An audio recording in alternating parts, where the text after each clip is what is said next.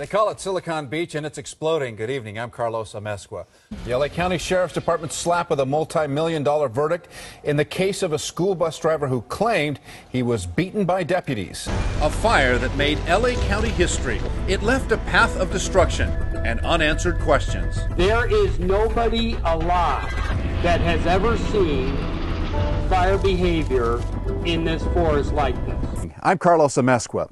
On August 26, 2009, a modest 500-acre brush fire turned into a monster that consumed more than 160,000 acres, killed 2 firefighters, and burned more than 200 buildings. My lawyers have been talking to him and said, look, we put a monitor in, that's good for you, it's good for the city, it's good for the public. And they give us one story after another, and they hem and they haw. Well, and that's no, why wait, hang we on a went to second. I've court. got a letter here dated October 8th. They're not hemming and hawing. They're willing to cooperate with you. So why are you saying that? That's not true. No, that is not true. No, this letter says they're willing to cooperate. That's what I mean. They're squirrely because they write letters, but then we call them on the phone. But it's in black and white, Governor. It's right here. Hey, you want to see the letter? Wait.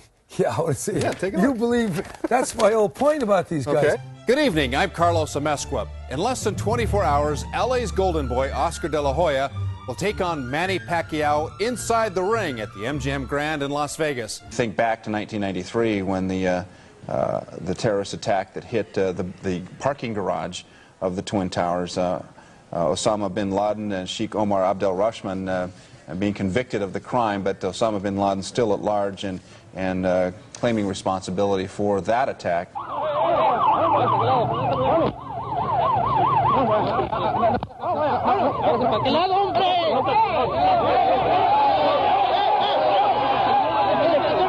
10 times, the court clerk repeated the words, "not guilty," igniting the fuse that exploded in a rain of fiery terror lasting until the early hours of the morning.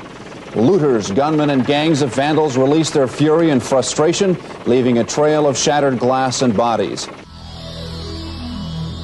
This is San Diego's beautiful Coronado Island, home to the Naval Special Warfare Center. It's made up of SEALs and SWCC. But what is SWCC? You're going to find out about that a little bit later. But first, the SEALs. Welcome to Showtime in Room 56. All of those long but fun hours of rehearsal are about to pay off. This is one of 15 performances for the Hobart Shakespeareans. It's sold out, so sit back and enjoy A Midsummer Night's Dream.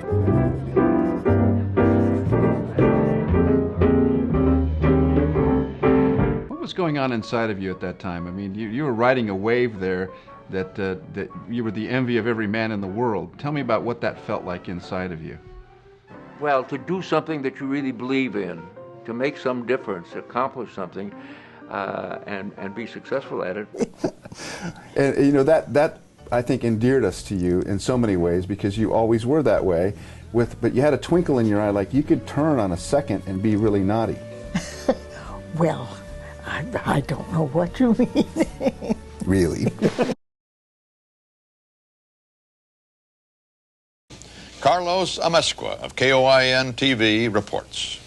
Even with political differences, a single theme rings loud and clear: the repeat offender, the career criminal who continually victimizes innocent people. The worst massacre of his kind was unfolding here in San Isidro.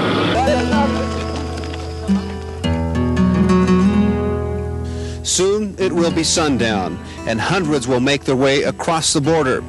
There is no talk here about the new immigration law. There's only talk of survival. Trouble is not new to this newspaper. 3 months ago, another of its reporters was assassinated in his home state of Sinaloa. And just last year, this building, the SETA headquarters, was sprayed by machine gun fire.